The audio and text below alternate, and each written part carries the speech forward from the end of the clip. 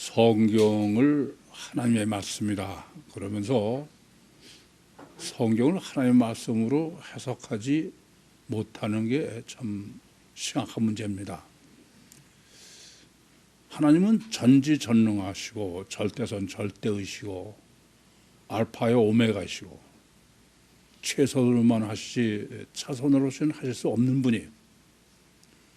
그런 하나님의 말씀을 해석하는 것은 전능하셔서 물론 시작하기 전에 끝을 다 아시니까 그런 점을 생각하는 건 마땅합니다만은 하나 더는 하나님은 지정의를 갖고 있는 인격체세요. 그래서 하나님의 뜻이 뭘까? 하나님의 목적이 뭘까? 그걸 생각하지 않고서 성경을 해석하는 것은 마치 정확하게 해석하는 것 같지만 그건 이스라엘의 역사책을 해석하는 것이지 하나님의 말씀을 해석하는 게 아닙니다. 상당히 정확해서 옳은 것 같아도 그건 전혀 하나님의 말씀으로 생각하지 않는 사람이 가장 대표적인 게 오늘 본문입니다. 본문은 아무리 본문을 뭐 가장 정확하게 있는 대로 백날 해도 이건 해석이 불가능해. 그래서 본문 같은 것을 주석이 해석하는 걸 보면은 이 사람들은 도대체 성경을 뭘로 알고 이럴까? 저는 그런 의문이 안 들 수가 없어요. 우리가 아는 가장 실제적인 예가 천지창조를 6일 창조로 해석하는 것은 마치 성경을 이스라엘 역사책으로 해석하는 거나 마찬가지예요. 상당히 그것이 정확하고 사실적인 것 같지만 그러나 하나님은 목적 없는 일을 하실 수 없는 분이야. 먼저 하나님의 뜻이 뭘까를 생각하지 않고 천지창조를 해석하는 건 그건 천지창조 해석이 아니에요. 그래서 저는 7일 창조의 설계도로 성경 천지창조를 해석해야지 6일 창조의 설계도로 창조하는 건 그건 절대로 성경을 해석할 수 있는 것이 아니다. 그렇게 강조의 말씀을 드립니다. 이런 것을 생각하시면 성경을 해석하는 가장 기본, 가장 원리와 그 법칙은 어떤 걸까? 그건 성경은 하나님은 처음부터 끝까지 모순이 없어야 되니까 먼저 하나님의 목적을 생각해야 돼요. 먼저 코끼리 그 전체의 목적을 생각하지 않고 지금 뭐 한 단락이면 단락을 해석해봐야 그건 전혀 성경 해석이 아닙니다. 더군다나 인간은 자기 마음대로 보는 게 인간이야. 그러니까 내가 내 마음대로 보지 않고 하나님의 뜻대로 보려면은 먼저 하나님의 목적을 생각하시고 보셔야 돼. 그렇지 않고 내가 본문을 해석하는 건 그건 본문하고는 전혀 상관이 없는 거예요. 이 점을 아주 명심하셔야 됩니다. 저는 이게 아예 성경 해석의 원리와 법칙이다 그래요. 오늘 본문을 해석하심에 있어서도 본문을 아무리 정확하게 보셔도 조금 전에 말씀드렸지만 본문 해석은 불가능해요. 먼저 이 본문 이전에 그 바울 행전 전체를 좀 생각하셔야 돼요. 바울 행전은 크게 사도행전은 크게 보면 셋이에요. 뭐 그 처음부터 12장까지는 주로 베드로서 그 행전이다 그렇게 볼 수 있고 13장서부터 21장까지는 바울 행전이다. 그리고 22장부터 끝까지도 여전히 바울 행전이에요. 그러니까 사도행전 13장부터 28장까지는 전부 바울 행전인데 우선 그부터 정확하게 구별하신 다음에 그럼 13장부터 21장까지와 22장부터 28장까지는 전혀 다르다는 걸 아셔야 돼요. 13장부터 21장까지는 바울이 결국 예루살렘에서 안디옥을 거쳐서 소아시아로, 그러고선 마게다냐요 아가야를 갔다가 도로 아시아로 돌아와서, 그래서 드로아에서부터 돌레마이를 지나서 결국 가이사라를 거쳐서 예루살렘으로 돌아온 거예요. 그러니까 사도행전 13장부터 21장까지는 잠깐 예루살렘에서 나가서 여행하고 선교 여행하고 돌아왔다, 그렇게 보시면 됩니다. 그런데 22장부터 28장까지는 전혀 틀려요. 예루살렘에서 출발해가지고 이렇게 삥 돌아서 다시 예루살렘 들어온 게 아니야. 예루살렘에서 출발해서 오늘 본문처럼 가이사라를 지나서 로마에 가서 로마에서 순교합니다. 다시는 예루살렘에 돌아온 게 아니에요. 그렇게 보시면 사도행전 13장부터 21장까지는 선교로 보시면 되고, 22장부터 28장까지는 선교가 아니야, 돌아온 게 아니에요. 아예 이사를 가버린 거야. 비유로 그렇게 이해하시는 게 제일 본문을 바로 해석할 수 있어요. 그러니까 여행 갈 때는 뭐 잠깐 그때 필요한 것만 들고 갔다 오면 되지만, 이사를 가려면은 몽땅 가져가야 되잖아요. 그렇지 않습니까? 따라서 이 본문은 바울이 지금 그 예루살렘에서 로마로 이사 가면서 챙긴 이삿집이야. 비유로 말씀드리면 이해되십니까? 그런 시각으로 본문을 보셔야 본문을 바로 해석할 수 있어요. 이런 전체가 어떤 의미냐? 그러면 바울이 예루살렘에서 로마로 이사를 가면서 챙겨서 가져갈 이삿짐은 뭐겠어요? 간단히 둘밖에 없어. 하나는 구약 신약이고 당연히, 그렇죠? 또 하나는 뭐예요? 헬라어 복음서 신학이에요. 그 둘을 챙긴다. 이삿짐 내용은 요 둘이다.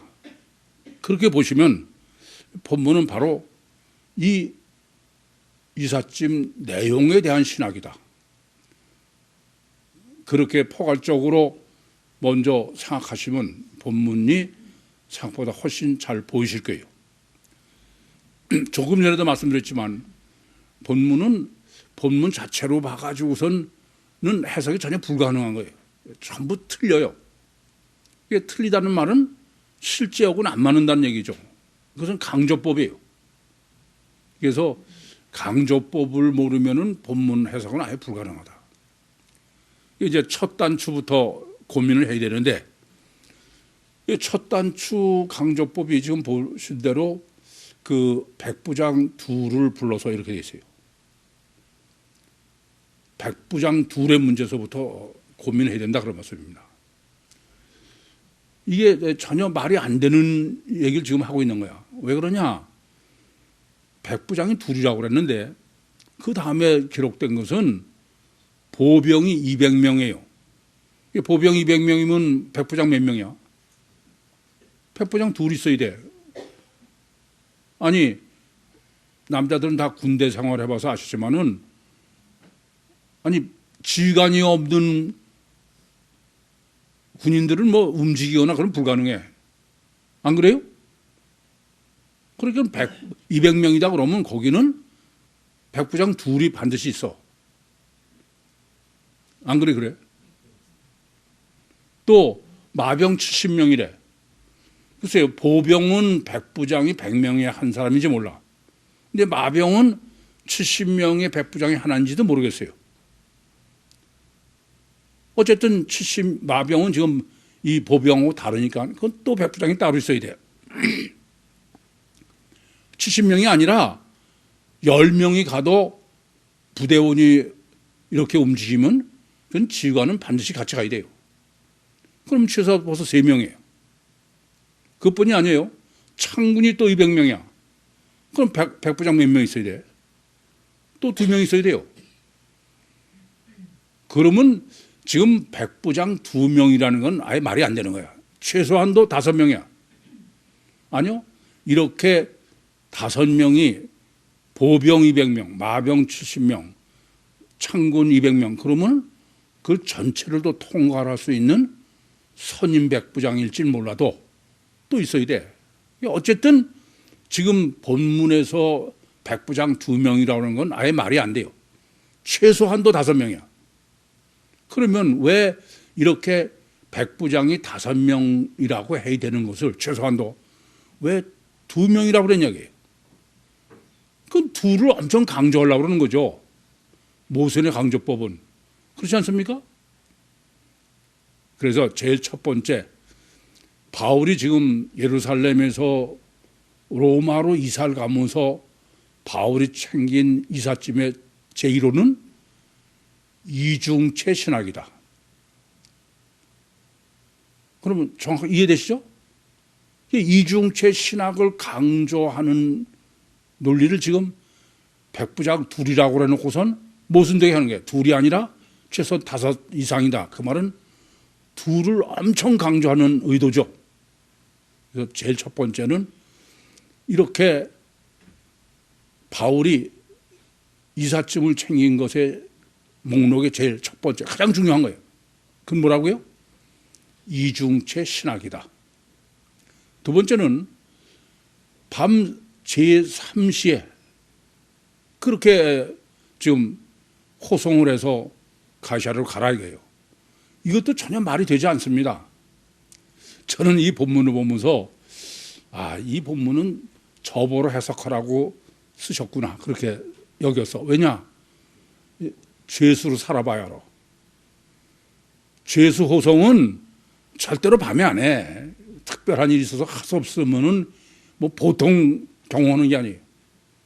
아니 이 죄수를 호송하는 사람들의 가장 절대적인 책임은 뭐예요? 죄수가 도망가면 안 돼. 죄수가 도주했다 그러면 그건 그 죄수를 간수의 임무는 100%가 그건데. 그래서 사도행전 16장 27절에도 옥토가 걸리고 옥문이 열리고 죄수들의 사슬이 풀리니까는 그 간수가 다 도망갈 줄 알고 자결하려고 그러잖아요.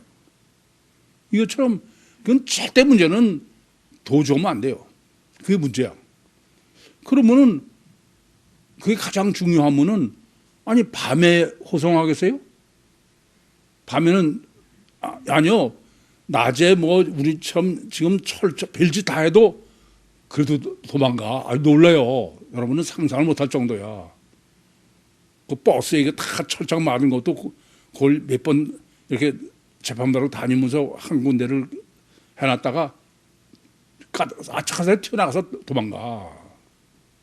이건 밤의 호송이라는 말은 그건 전혀 실제를 모르는 사람이 그걸 실제처럼 해석하는 거야. 더군다나 지금 이렇게 그 예루살렘에서 가이사라로 죄수인 바울을 호송해 가는 거는 그 지금 유대인들이 약 40명이 지금 암살을 하려고 그런다는 거예요. 그러면 암살하는 것 때문에 가면은 대낮에이죠. 아니 암살이라는 거는 지금 암살자들이 발견 안 되게 되도록 숨어서 하는 거 아닙니까? 그럼 밤에 해봐. 그러면 암살자들은 안 보이고 좀 가는 거는 불 켜고 갈 테니까 빤히 보이고 그건 뭐 활을 쏘든지 뭐 말도 안 되는 소리죠. 이건 전혀 있을 수 없는 얘기야. 그러면 왜 굳이 밤에 호송하라고 그러느냐? 밤은 육이다. 육. 더군다나 지금 이렇게 바울을 호송하는데 아니 바울 한 사람을 호송하느라고 보병 200명, 마병 70명, 창군 200명 이게 실제인지 어쩐지는 저는 관심이 없어. 중요한 것은 보병이 됐든 마병이 됐든 창군이 됐든 그건 다 군이냐? 군이라는 의미는 뭐예요? 육체 100%, 보이는 거 100%야. 그러니까 밤 제3시에 이런 군인들로 바울 한 사람을 호송해 가라. 그 말은 그것이 실제냐 하는 거 설명하는 사람은 그건 좀 심각한 사람이야. 육체 우선이 어느 정도냐 아시겠어요? 육체 우선. 그러니까 제일 첫 번째 이삿짐은 이중체 신학이고 두 번째는 육체 우선 신학이다 이거예요. 이해됩니까? 세 번째도 또 말이 안 돼. 이건 본문은 어떤 제가 보면은 본문을 그냥 해석하는 사람은 그건 또라이야. 그건 아예 그건. 본문을 무슨 하나님 말씀이라는 건 근처도 안 간 사람이지. 세 번째 뭐냐면요. 바울을 호송하기 위해서 짐승을 준비하래. 짐승을 무사히. 왜 짐승을 준비하라고 할까? 그러면 바울을 태우고 가려고 그럴 겁니까? 그러면 짐승으로 지금 번역된 것은 그 당시로 보면은 세 가지를 상정할 수 있어요. 첫째는 나귀예요. 또 중동 지역에는 나귀를 타고 가는 게 일반적이죠. 많이. 뭐 예수님도 예루살렘에 입성했을 때 나귀 새끼를 타셨으니까. 두 번째는 지금 마병이라고 하듯이 말이죠. 세 번째는 낙타죠. 그렇지 않습니까? 그런데 이게 말이 안 되는 거야. 왜냐하면은 걸어가는 것도 문제가 있는 거예요. 아까 조금 전에도 말씀드렸지만은 죄수가 도망갈까 봐 걸어도 안 갑니다. 근데 지금 본문에서는 짐승이라고 번역된 거는 실제는 어떤 거냐면은 그 중동 지역에 가면은 나귀 한 마리가 조그만 마차를 끌고 다니는 거 많이 봐요. 그렇죠? 그래서 그 나귀를 끌고 가는 사람이 마차에 앉아가지고 하나가 자락자락 끌고 가지 않습니까? 그래서 그 조그만 나귀가 끄는 마차 위에다가 감옥을 만드는 거야. 나무로든지 철장으로든지. 그 안에 있는 거예요. 뭐 손발을 묶든지 안 묶든지 간에. 그게 실제입니다. 그래서 그 마차를 끌고 가는 거죠. 도주하지 못하도록 거기서도 여전히 감옥 안에 넣는 거예요. 철창 안에 넣어놓은 겁니다. 이게 실제는 지금 그 천부장이 백부장한테 준비하라는 것은 이렇게 나귀 새끼가 끄는 이동식 철창을 준비해라. 그런 얘기야. 근데 그렇게 하지 않고 뭐라고요? 짐승을 준비하라는 거예요. 짐승을 타고 가는 것처럼. 왜 그럴까요? 그 점을 생각하셔야지. 짐승은 어떤 의미로 짐승이라고 그랬을까? 짐승을 타면 그것은 내 맘대로야, 짐승 맘대로야. 짐승 가는 대로 내가 갈 수 있는 게 아니야. 그래서 제가 창세기 49장 16절에서 18절을 해석할 때 17절에 다는 길의 뱀이요 첩경의 독사리로다. 말 발굽을 물어서 탄자를 뒤로 떨어뜨린다. 그럴 때 이렇게 말에 타다, 짐승에 탔다는 것을 제가 뭐로 해석했어요? 육체 우선 이중체야. 주체는 탄 사람이지만은 말이 말 가는 대로 짐승이 아시겠어요? 그래서 실제 본문은 창세기 42장, 49장을 지금 정리해 주게 구약으로. 그래서 이중체 신학 정립과 육체 우선 신학 정립과 그게 바로 23절이죠. 그리고 24절에는 요 둘이 합한 게 뭐라고요? 육체 우선 이중체. 이해됩니까? 이게 육체 우선 이중체 신학을 정립한 게 지금 이 바울이 이삿짐으로 챙긴 이삿짐에 아시겠어요?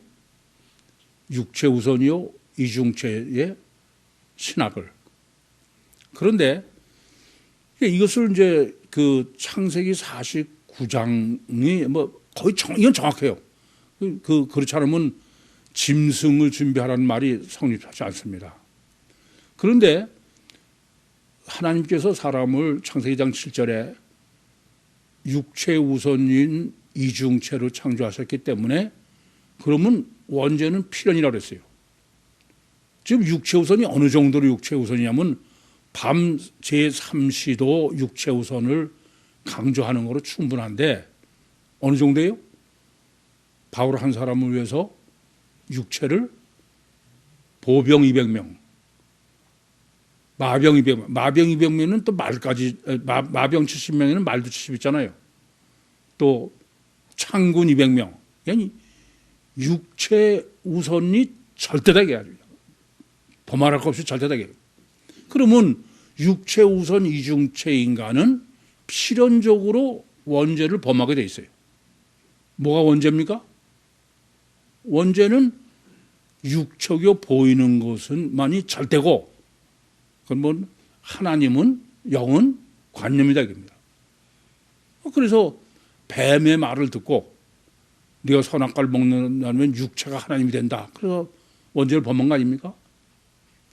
이 본문은 지금 네 번째는 원죄 신학을 정해요.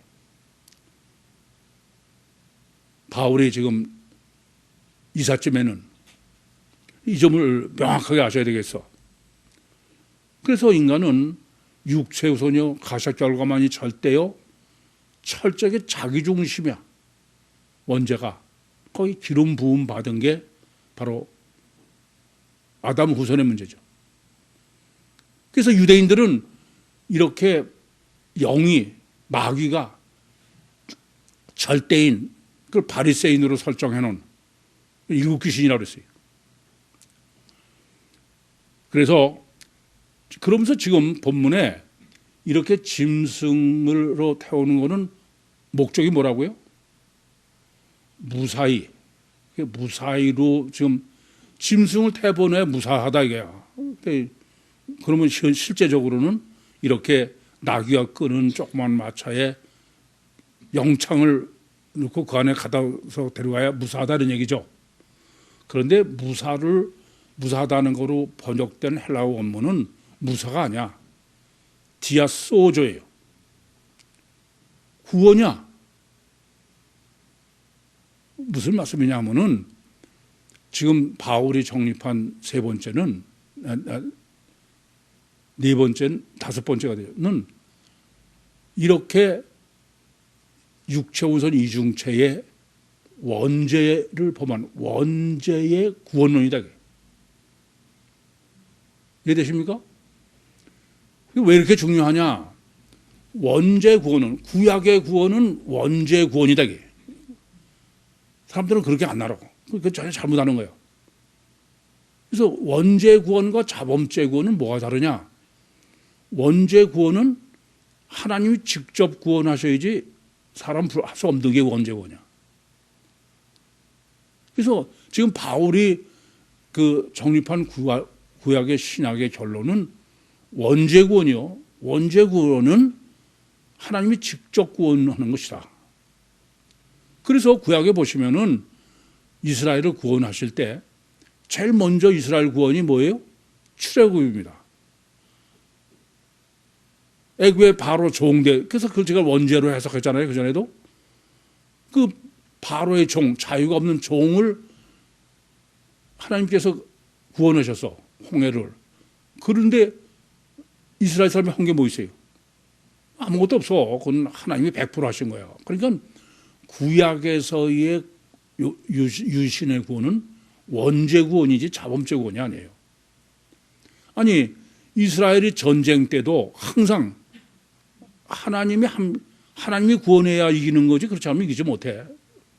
항상 그렇잖아요. 그래서 내가 너와 함께 합니다. 그럼 이기는 거야. 그래서 아셔야 될 것은 구약에서의 그 구원은 율신의 구원은 그것은 하나님이 직접 구원하시는 거예요. 왜 그러냐? 원죄 구원이기 때문에. 여기까지 신학을 정확하게 구약의 신학을 정립해 가지고 예루살렘에서 지금 구약 이삿짐을 챙겼다 그런 얘기예요. 이해되시죠? 그래서 하나님께서는 그럼 어떻게 원죄 구원을 하셨느냐? 그래서 그것을 신론으로 한 거예요. 하나님은 엘로힘 출애굽기 3장 14절에 계시한 것처럼 천국에서 객관적으로만 계신 하나님이야. 근데 그 하나님이 직접 강림하셔서 인간과 함께 하시고 직접 인간을 구원하시는 게 그게 뭐예요? 여호와야. 예레미야서 31장 32절 말씀처럼 내가 너의 열조의 손을 잡고 애국에서 나왔다 그래요. 구약의 구원은 원죄 구원인데 원죄 구원을 완전한 건 아니고 어디까지 했냐면은 직접 구원하신다. 이해되시죠? 직접 강림해서 직접 구원하신다는 거예요. 그런데 예레미야서 31장 31절부터 34절에 계시한 것처럼 이렇게 주님께서 하나님께서 직접 강림하셔서 인간을 직접 구원해도 인간은 하나님의 계명을 지키지 못한다. 안 된다고요. 그래서 어떻게 구원할 수밖에 없어요? 신약이야. 그게 뭐예요? 33절 34절에 예레미야 그런 임마누엘에서 그것이 바로 이사야서 7장 14절이에요. 하나님이 인간 속에 들어오신 임마누엘 하신 신인 메시아인 예수 그리스도에 의해서 구원이다 이게요. 이게 뭐냐? 이게 지금 그 바울이 챙긴 구약인데 이게 이삿짐인데 그건 바로 창세기 49장 16절에서 18절이에요. 16절 18절이 뭡니까? 다는 이스라엘의 한 지파같이 그 백성을 심판하리니 다는 길의 뱀이요 첩경의 독사리로다. 말 뒤꿈치를 물어서 그 탄자를 뒤로 떨어뜨리리로다. 여호와여 나는 주의 구원을 기다리나이다. 그게 바로 메시아 대방입니다. 바로 하나님이 직접 강림하셔서 직접 인간과 함께 하시고 직접 인간 속에 들어오셔서 원죄 구원을 하시는 것의 성취가 구약에서의 약속의 성취가 뭐예요? 성육신하신 신인 메시아야. 그래서 성육신하신 신인 메시아의 예수 그리스도는 구약의 계시의 아주 완전 성취예요. 이거부터 우선 정확하게 아셔야 돼요. 뭐가 구약에서 계시하고 뭐가 조금 뭐 안 맞았나 이런 생각들을 많이 하는 것 같아요. 아니에요. 우선은 성실하신 신인 메시아는 어떤 분입니까? 처녀 잉태를 하셨어요. 그리고 우선 요셉 족보야. 그러면 그건 절대 단일체일 수가 없어요. 그래 안 그래요? 그건 이중체입니다. 두 번째는 그래서 잉태되시고 출생하시고 성장하시고 그리고 십자가에서 돌아가셔서 그래서 이제 또 완전히 분해돼 가지고 육신 속에 계신 관념으로 그렇게 아담 후손이 믿는 속사람인 주님이 부활하셔서 다른 모습으로 실체로 완전한 성취예요. 구약에서 계시한 대로 그걸 요한복음 10장 3절에는 영생은 곧 유일하신 참 하나님과 그의 보내신 자 예수 그리스도. 예수 그리스도라는 것은 예수와 그리스도 육체 우선 이중체 신인 메시아다. 그 이사야서 7장 14절에서 처녀 잉태의 아들을 낳으리니 그 이름을 임마누엘이라. 그러고 이사야서 9장과 11장에 다윗에서의 한 아이가 난다. 아이가. 또는 11장에는 한 싹이 난다. 그런데 그가 누구냐 하면은 전능하신 하나님이요, 영존하신 하나님이요, 평강의 왕이요, 여호와의 신이 구에 있다. 삼위하차 하나님의 성령이 내주하셔서 임마누엘한 그게 성육신하신 신인 메시아다예요. 그것만이 아니에요. 이사야서 53장에 보시면은 신인 메시아의 고난을 기록하고 있는데 어떻게 기록하느냐? 이렇게 성육신하신 신인 메시아를 우리가 보니까 흠모할 만한 게 아무것도 없다 이거야. 메시아고 그냥 뭐 도대체 메시아로 볼 수 있는 게 아무것도 없다 이거야. 왜 그래요? 육체 우선 이중체이기 때문에 그래. 구약의 계시는 만약에 육체 자체가 하나님이다 그러면 그럴 수가 없죠. 그래서 십자가를 위해서 돌아가시는 거야. 성경은 주님 자신의 잉태나 출생이나 성장이나 죽음이나 부활은 그건 구약에서 제시한 아주 그대로 성취된 거지. 그래서 예수님께서도 요한복음 5장 39절에 내가 영생을 얻기 위해서 성경을 상고하거니와 그 성경이 내게 대해서 기록했다 그렇게 말씀하시는 거예요. 제가 보면 아주 완벽해. 그런데 이 유대인들은 지금 메시아를 하나님은 유대인에게 약속을 하셨는데 유대인의 메시아 대방은 어떠냐? 유대인들은 우선 이 육체 우선 이중체가 안 통하는 사람들이야. 왜냐하면 유대인들은 하나님께서 말씀의 보존 문제 때문에 어떻게 하셨냐면은 단일체 순혈. 자기들은 아예 단일체 순혈이지 이중체라는 건 말이 안 되는 거야. 그래서 여러 번 드린 말씀입니다만은 유대인들은 사마리아 사람을 사람으로 여기지 않는 것은 단일체가 아니다. 저는 혼혈이다 이겁니다. 저는 또 말씀드리지만 이렇게 바벨론 포로 갔다가 돌아와가지고서는 그 에스라서나 느헤미야서도 여전히 단일체를 단일 본능이야. 그래서 야 이건 뭐 자간이 없구나 그래요. 그러니 이중체의 이중 본능인 신인 메시아는 그들은 메시아로 인정할 수가 없는 거예요. 두 번째는 그 신인 메시아는 원죄 구원을 해서 오시는 거야. 근데 유대인들은 원죄라고 그러면 걔는 아예 지금까지도 이 지구상에 원죄라는 단어를 쓰는 사람이 있을지는 모르지만은 원신학이 전혀 없는 것은 유대인들은 원죄를 인정할 수가 없어요. 왜냐하면 유대인은 하나님이 선택한 사람이야. 그리고 거룩해. 하기오스야. 그래서 유대인들이 생각하는 죄인은 이방인이지 유대인은 아니에요. 그런데 유대인을 구원하는 메시아가 원죄 구원이다. 이건 도저히 받아들일 수가 없는 거야. 뿐만 아니라 또 말씀드렸지만 이렇게 육체 우선이요 이중체요 원죄를 구원하려면 자기를 부인하고 자기를 포기해야 돼. 이게 십자가죠. 예수님께서 마태복음 16장 24절에 말씀하신 것처럼 아무든지 나를 따르면 자기를 부인하고 자기 십자가를 지고 나를 쫓아야 돼. 근데 유대인들은 그게 안 통하는 거야. 왜냐하면은 유대인은 구약 다 보시면은 또 말씀드리지만 하나님이 늘 강하고 담대하라. 내가 너와 함께함이라. 항상 확신을 가지고 의심하면 안 되는 거예요. 그런데 메시아가 온 것은 자기 자신도 십자가에 죽을 뿐 아니라 부인해야 된다. 그건 유대인은 받아들일 수가 없어.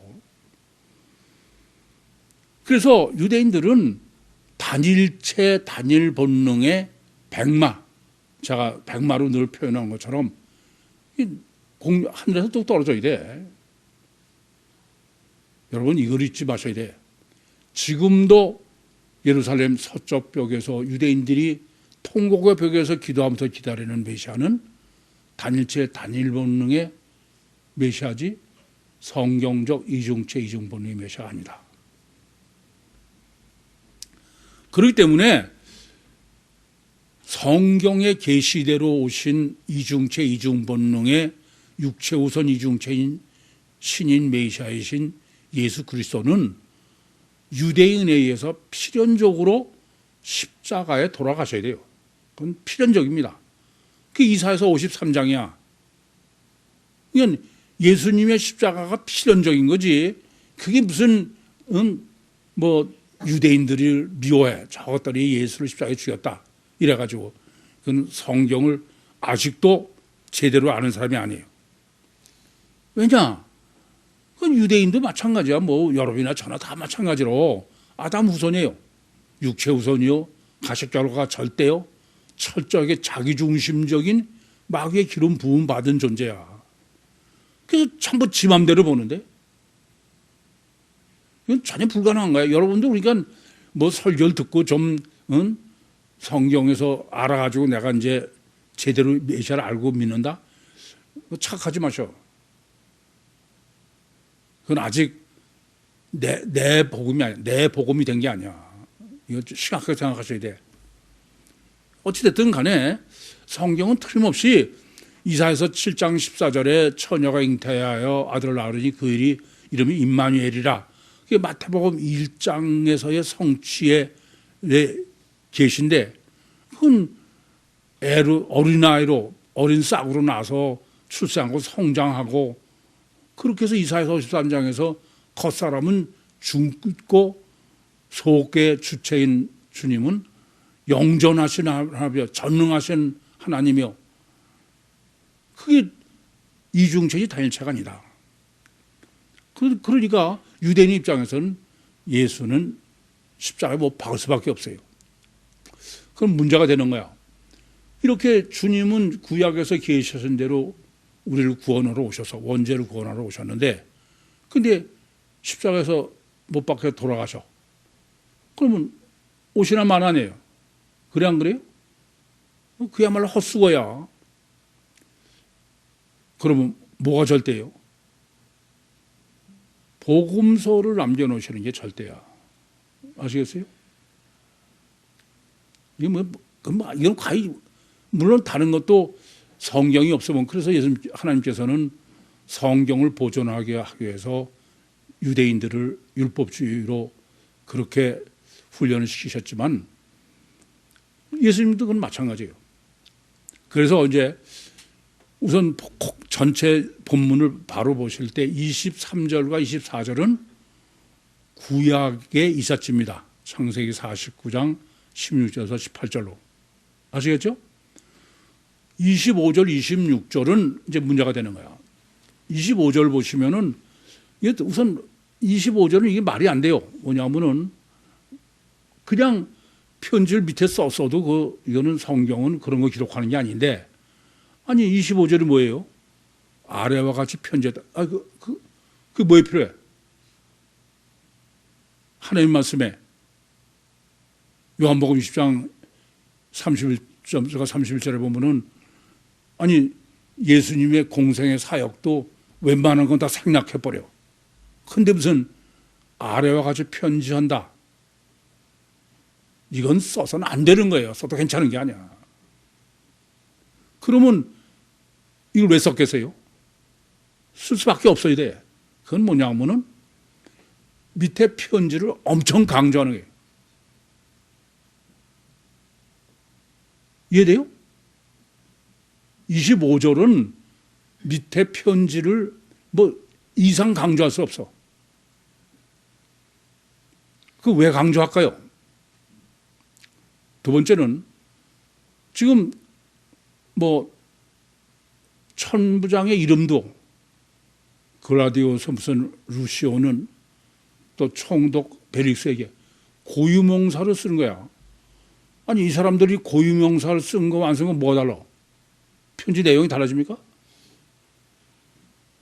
이게 보통 강조법이 아니야. 우리는 그 호칭 신학을 정립해서 누가복음 16장에도 부자와 나사로 중에 부자는 고유명사를 안 쓰고 그 나사로는 고유명을 썼다라는 거로 복음서에서 정립해 드렸어요. 그렇다면은 지금 본문에서 천부장이나 또는 그냥 천부장이 총독에게 그래도 충분해.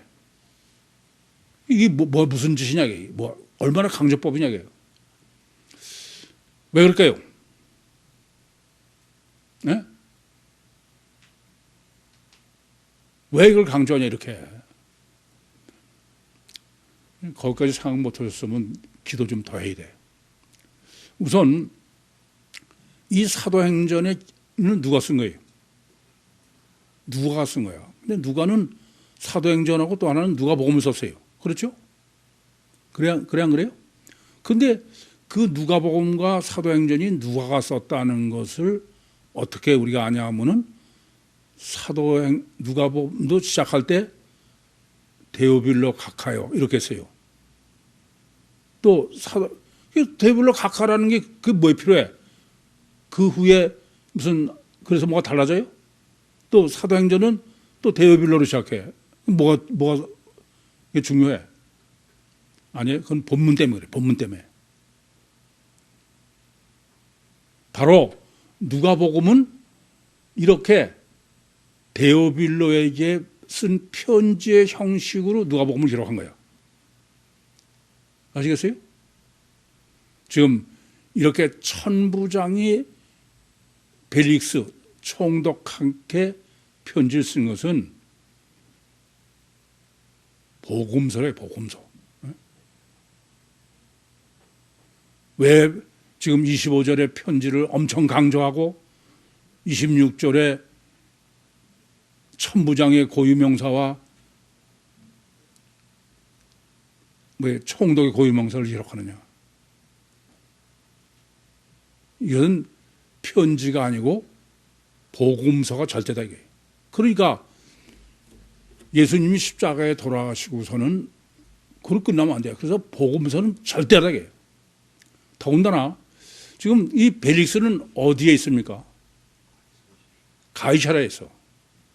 그런데 사도행전 21장 7절부터 14절에 보시면은 바울이 지금 그 돌레마이에서 가이사랴로 왔어요.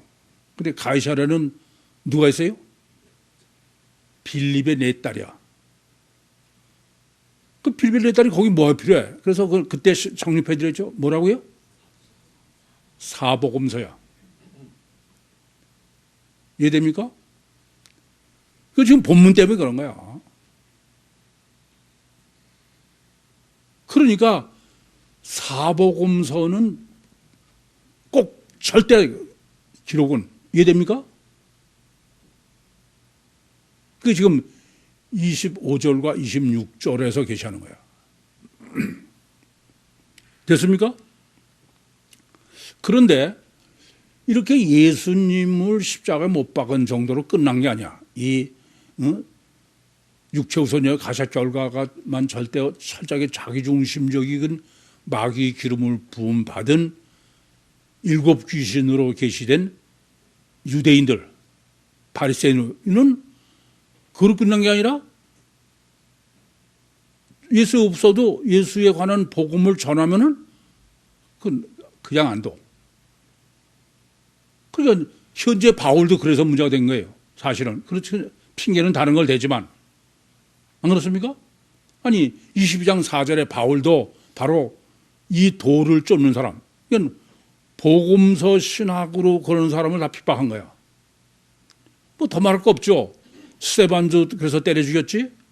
야고보도 그래서 죽였지. 또 사도행전 지금 오기 그 12장까지 베드로 성전이라고 베드로 행전이라고 하는데 베드로도 감옥 갔고 죽이러 들고 그렇지 않습니까?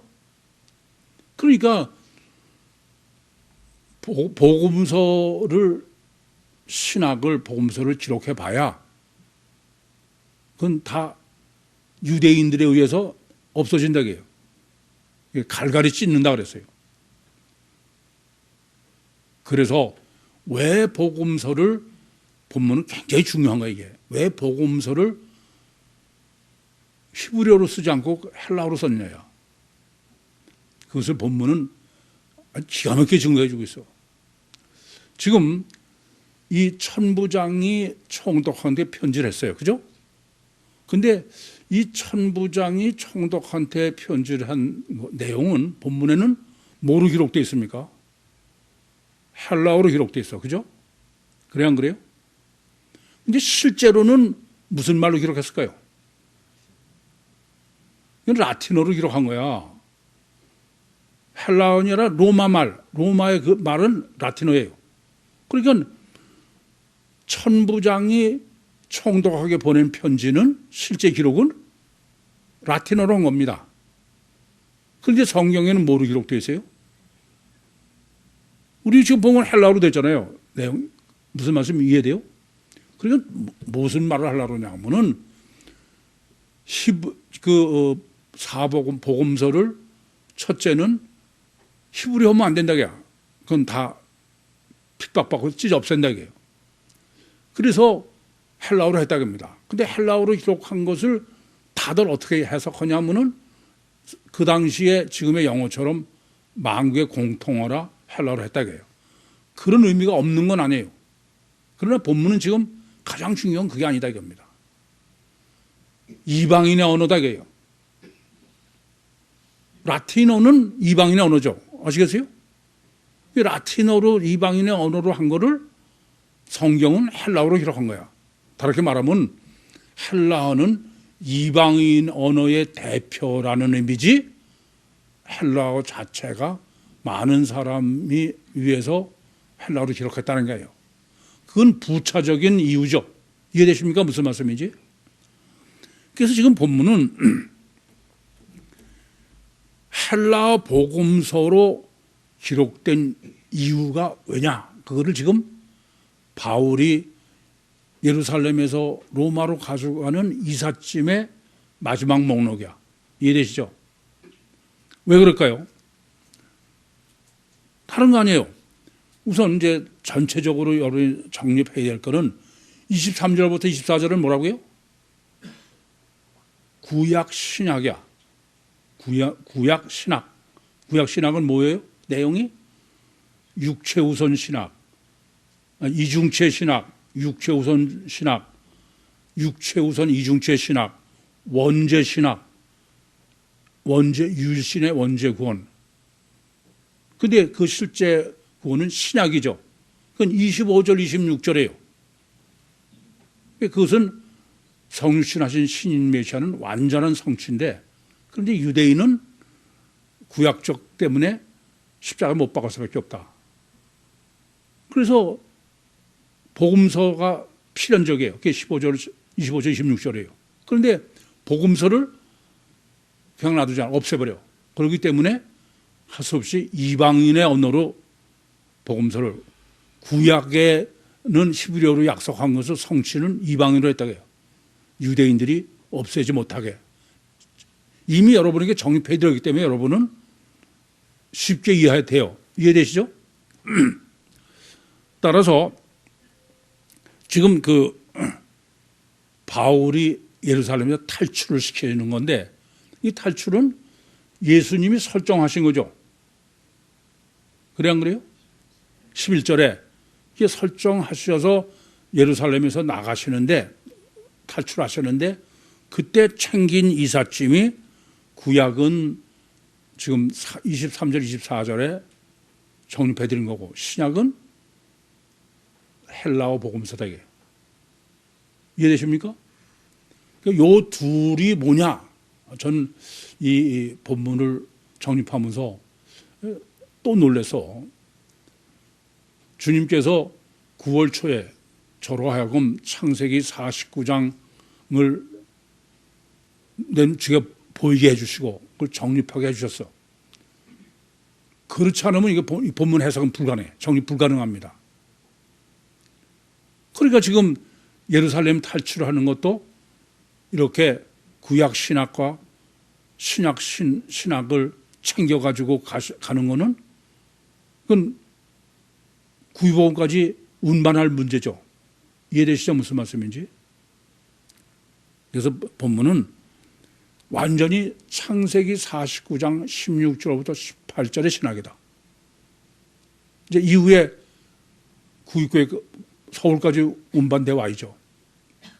그러면서 이제 27절 이하 30절까지는 이렇게 탈출시킨 1차적인 거예요. 그건 이제 벨릭스로 대표되는 거요, 이방인의 지배하에 있는 거요, 로마의 지배하에 있는 것입니다. 그건 어떤 것이냐? 단일체 단일 본능이죠. 지금 설정되어 있는 천부장이요 군인이요 이런 모든 것은 군인은 육체 우선 가석 결과 100% 그건 이방인으로 그렇죠? 이게 이랬을 때의 최선이 뭐냐? 가사 단일체 단일 본능이는데 사실은 단일체 단일 본능이 단일체 이중 본능인데 유대인들은 바리새인으로 설정된 것처럼 일곱 귀신이라 안 된다고요. 그래서 지금은 육으로만 철저하게 설정되어 있는 이방인으로 주님께서 옮기시는 거예요. 바울을. 이해되시죠? 그럼 이랬을 때의 최선이 뭐냐고요. 최선이 육체 우선 가석 결과 100% 그렇죠? 그 최선이 뭐냐? 본문이 이거예요. 원고와 피고를 같이 베리스 앞에서 재판받게 하려고 그런다 이게요. 이해됩니까? 지금 유대인들은 원고고 피고가 없는 거 아니야. 때려잡아드는 거예요. 그러니까 이 말은 뭐냐면 다른 사람이 아니야. 이 지금 벨릭스로 설정되고 천부장으로 설정된 이방인은 육체 우선 가시화 결과만 100%인 사람이에요. 이 육체 우선 가시화 결과 100%의 이성적이요 합리적인 판단의 기준은 뭐냐? 판단의 기준은 뭐예요? 보이는 게 전부야. 그걸 뭐라고 하냐면 법이라는 거예요. 법. 아시겠어요? 육체 우선의 가시화 결과가 100%인 아담 후손에서의 가장 최선의 방법은 법이에요. 지금도 그러잖아요. 이게 뻔해. 이게 지금 도둑질한 게. 근데 육체 우선의 가시화 결과 객관적 증거가 없어. 물적 증거가 없으면 오리발 내미는 거예요. 아시죠? 근데 그건 할 수 없다 이거야. 그러니까 육체 우선 가시화 결과인 아담 후손으로서의 최선은 그밖에 없어. 물적 증거밖에 없어요. 그게 법이에요. 제가 그래서 그 종교를 해석할 때도 법을 정리해 드린 거예요. 그런데 인간은 단일체 단일 본능이 아니야. 단일체 단일 본능이면은 법이 100%죠. 근데 인간은 단일체 이중 본능이기 때문에 보이는 것만이 아니야. 속이 따로 있지. 이해돼요? 무슨 말씀인지? 이와 같이 단일체 이중 본능의 인간이 그럼 어떻게 하는 게 최선의 삶이냐? 어떻게 최선으로 사는 것이냐? 그건 바로 뭐냐면은 종교예요. 종교. 그게 지금 본문대로 하면은 예수를 본받는 거야. 그리스도를 본받아. 제자 훈련. 사실은 전 세계에서 우리나라도 뭐 제자 훈련이라고 그래서 예수님의 공생의 삶을 본받자. 또 뭐 어느 교회는 그 예수 동행 일기를 동행 일기를 쓰자. 뭐 이런 게 다 보이는 예수를 닮게 살자 그런 얘기죠. 그 최선이 뭐냐면 그 종교인 거야. 그래서 우리나라 그전에도 말씀드렸지만 제자 훈련이라는 게 원래는 미국 남침례 교회의 그 종교 프로그램이에요. 인간이 어떻게 하는 게 사는 게 최선일까? 그 최선은 예수님의 삶을 보고서 배우자, 본받자는 얘기예요. 이해되시죠? 그러니까 종교 다원주의가 맞는 얘기지. 뭐 그래서 그러잖아요. 아니 기껏 해봐야 뭐 예수 피로 제산 받고 그리고 제주는 뭐냐? 그러니까는 그거는 괜히 그림자다. 그래서 점점 당근과 채찍이에요. 그거는 죄 지으면 벌 주고 이렇게 쓰는 거지 실제로는 내가 결단하고 노력해서 예수의 삶을 본받자. 그게 가장 건전한 기독교로 인정받는 현실입니다. 그것을 제가 뭐라고 하냐면 종교다. 인간은 법도 지키지 못해서 그런데 종교는 더 한 차원 높여서 마음으로부터 그런 요구를 하는 건데 돼야 안 돼요? 그거는 웃기는 얘기야. 그건 전혀 불가능하다 이겁니다. 그러니까 인간은 이중체의 이중 본능을 가져서, 그런데 한쪽을 무시하고 단일체 이중 본능의 그러니까 영적 욕구를 육으로 해결해라 이런 얘기니까 그건 되는 일이 아니다. 그건 전혀 아니다 이겁니다. 그게 뭐 바로 원죄예요. 창세기 3장 5절이 육으로 하나님과 같이 되려는 거죠. 제가 보면요, 성경에 세상에 이제 뭐 사건 때문에 신문 기사도 복잡하게 나. 근데 제가 보면 아주 명확해. 그건 맨날 해봐야 소용이 없어. 인간은 육체 우선 이중체요. 철저하게 자기 가시적 결과만 있을 때요. 자기 중심적이고 막 이런 부분 봐서 그걸 백날 봐야 소용이 없는 거예요. 그거는 왜요? 왜 시켜요? 사기치는 거예요? 아니라고 오리발 내미는 거죠. 뭐 어느 정도입니까? 아니 뭐 뇌물 줬다는 사람 보증 수표를 갖다가 뭐 지 동생 전세금에 넣은 것까지 물적 증거가 다 나와서, 근데도 나 더 괘씸한 건 성경을 들고서는 자기는 정직하다는 거야. 그래서 내 저게 가도 하천 같구나. 하나님을 팔아서 사기를 치는구나. 뭐 더 말할 거 없어요.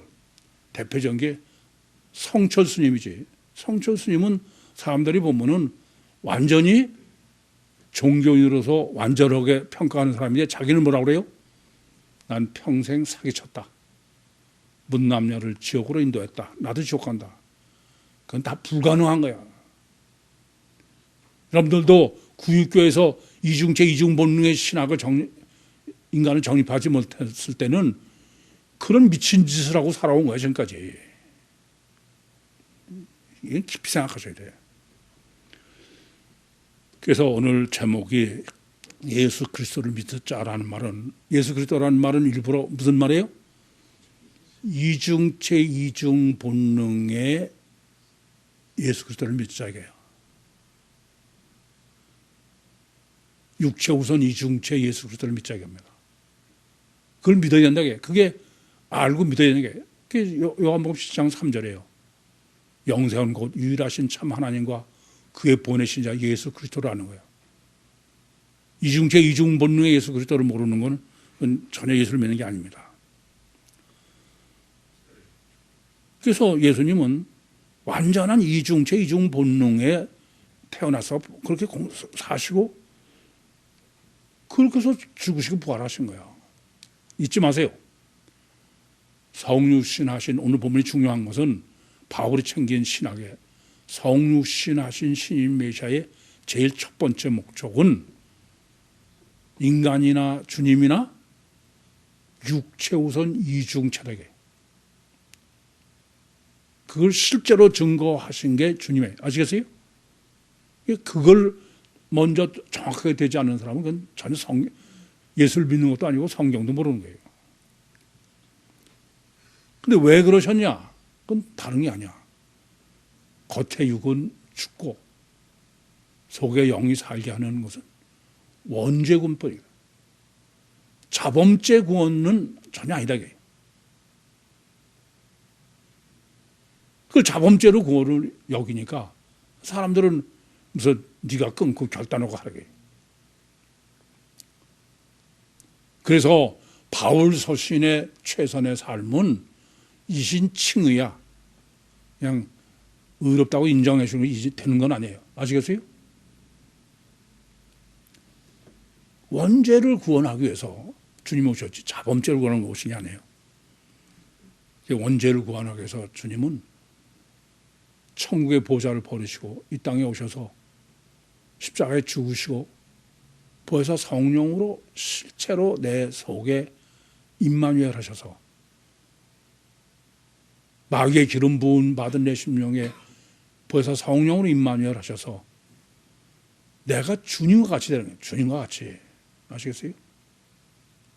그래서 성령으로 거듭난다는 얘기는 내가 하나님이 되는 거야. 그러니 세상이 감당할 수 없죠. 보혜사 성령으로 이중체의 신인 메시아의 주체이신 예수 그리스도를 보혜사 성령으로 내 심령 속에 실체로 영접하셔서 이중체인 내가 이중체의 신인 메시아처럼 유신과 세상을 승리하시고 주님 오실 때 공중에서 주님을 영접할 수 있는 종말 때 선택받으신 그 모든 식구들이 다 되시기를 간절히 소원합니다. 기도하시겠습니다. 살아계신 아버지 하나님, 은혜와 사랑을 감사합니다. 여기까지 말씀하시고 인도하시고 역사하신 주님, 마지막 하나, 이제 주님처럼 온전한 믿음으로 예수 그리스도를 믿는 믿음으로 승리해서 예수님처럼 천국의 주인이 되게 해 주시옵소서. 예수님의 이름으로 기도하옵나이다. 아멘.